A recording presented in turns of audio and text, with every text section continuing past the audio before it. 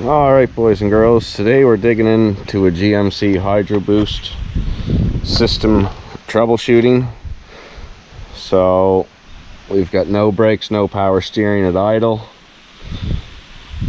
I'm going to show you how I fixed it, but I also can't stress enough how difficult this system can be to get 100% bled.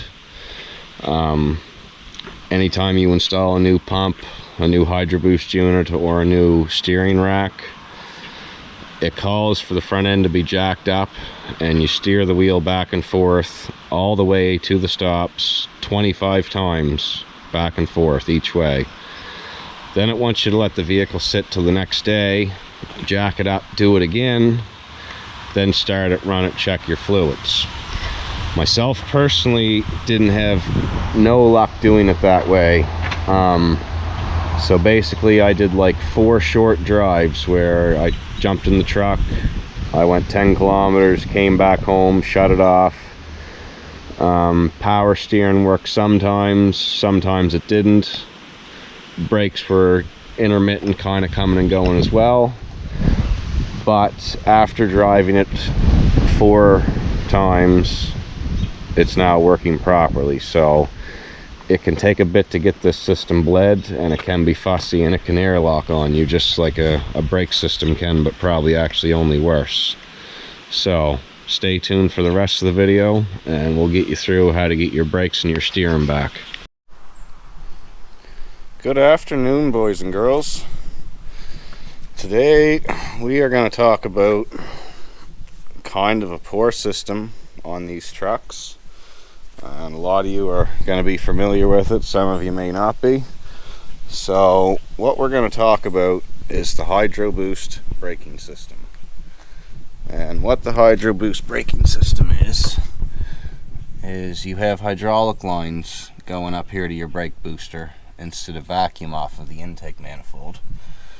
And it's a great system when it works. It's a very strong system, but you know, 20 years down the road, when stuff decides to fail, it's not such a great system. So the trouble with the truck is at idle we had virtually no power steering and no power assist brakes. And not only did we not have power assist brakes, but when you lose the power assist in these trucks, it basically feels like your master cylinder is destroyed. Your pedal will go basically to the floor. And for myself personally, it put me in a dangerous situation. Well, not so much dangerous, but just not a good situation in general. We had the trailer hooked to it, and I was backing into a driveway to deliver wood, and the driveway was a bit of a slope. When the trailer and the wood got on the slope, even though it has trailer brakes, it was so much of an incline that it started pulling on the truck, and I lost all power steering, I lost all brakes. Just basically fluke luck that nothing got smashed or destroyed that day. So now I'm going to bring the next part of this video that's quite interesting, because it had even myself in doubt. So the reason I was in doubt was because, well, for one, I'm a junkyard guy when it comes to this old truck, so I try not to spend any big money on stuff that I don't have to. And I've got a pretty good friend that gives me stuff pretty cheap, so most of the time I'll go out to his yard on bolt stuff and just try it rather than go and do the expensive route and pay the big money for the new parts with the warranty. So we had no steering, no brakes. This actually happened to me about 2 weeks ago. So I said, well, both of the brakes and the steering rely off the pump for pressure, so if neither are working, technically the trouble should be the pump, right?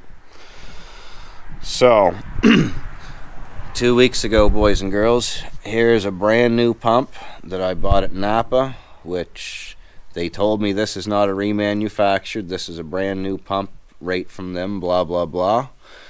And it's supposedly, I'm pretty sure they told me lifetime warranty onto it. It was quite pricey, and it worked. I wouldn't say great, but it worked at the start. It was a lot better than the previous one that had failed, and I lost, you know, at idle I had no steering. If you bumped it in neutral and revved it a little bit, you could gain some steering and some braking, but I mean, that's pretty difficult to do those kind of maneuvers when you're backing in with a trailer and all that such.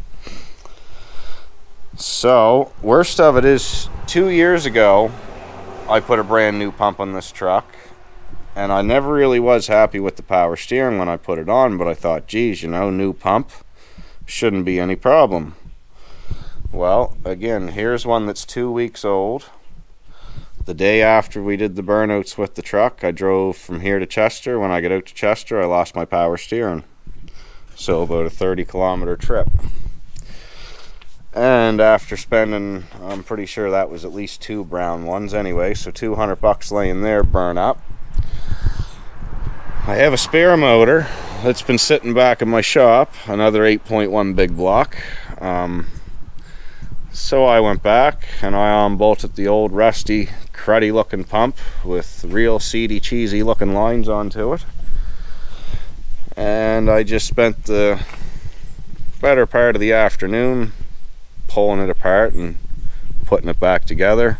Luckily, off the parts engine I had this whole bracket, so I didn't have to get into the pulley and stuff like I did when I just installed this pump here 2 weeks ago. So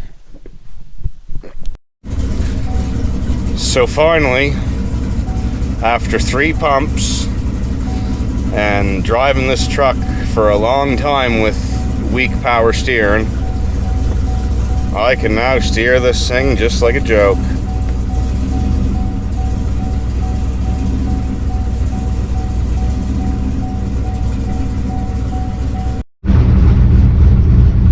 So yeah, even with the 37s, dry steering here in my driveway, truck steering pretty effortlessly compared to what she was before. And brake pedal feels good. Backed it up and tried it out here. Everything seems to be back to normal. So, long story short is, if you have luck like I do, you're better off going to the junkyard and getting an old pump. It's at least a Chev brand one. They say the AC Delcos are the only ones that are any good. Well, 3 pumps and we finally got the problem fixed.